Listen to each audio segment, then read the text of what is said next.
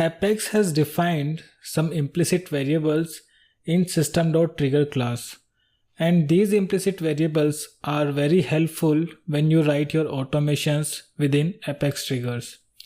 These implicit variables are called trigger context variables, and you will be using them a lot because they'll help you to control your trigger logic. To access these variables, you need to use the trigger class and then the dot operator.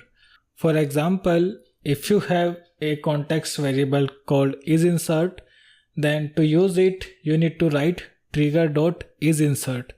There are more than 10 plus trigger context variables, and we are going to start with very simple ones. The first one is isInsert, which is a boolean variable, and it returns true if the trigger was fired because of an insert operation. The second one is isUpdate, which returns true if the trigger was fired because of an update operation. Similar to this, we have isDelete and isUndelete, which tells us about if the current context is a delete operation or an undelete operation. So let's go back to our developer console, and we are going to make some of the logic available to insert operation only. So here in our Apex trigger, we have a validation on industry field, and we check if the industry field is blank. If it is, then we throw an error.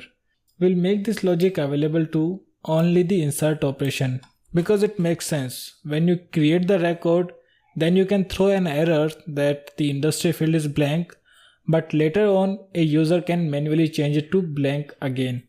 So I'm going to use my AND operator here, and I'm going to check if the current operation is an insert operation or not.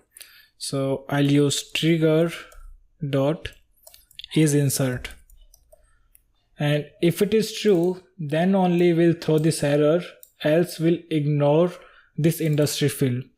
So let's save this code. And let's go back to our lead page, and here we do not have the industry field set. So I'm going to make some changes to this record. Maybe let's change the title and click on save. And we are allowed to save this record even though the industry field is blank.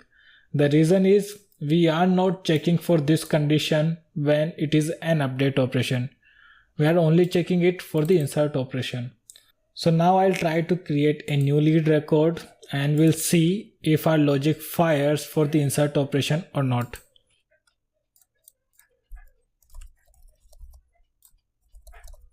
And that should be it. Let's click on save. We are not populating our industry field, so we should get an error, and we do get an error when we click on save button. So this is how you can control which of the logic should go within the insert operation, which of the logic should go in the update operation, and which of the logic go inside the delete or undelete operation. There are better ways to write this trigger, but we'll leave it as is for now, and we are going to modify this trigger later on. And please don't worry, we'll also write some complex Apex triggers in this section, so that you are very confident in writing these Apex triggers. For now, we are taking the baby steps, as this is one of the most important topic that every Salesforce developer must know.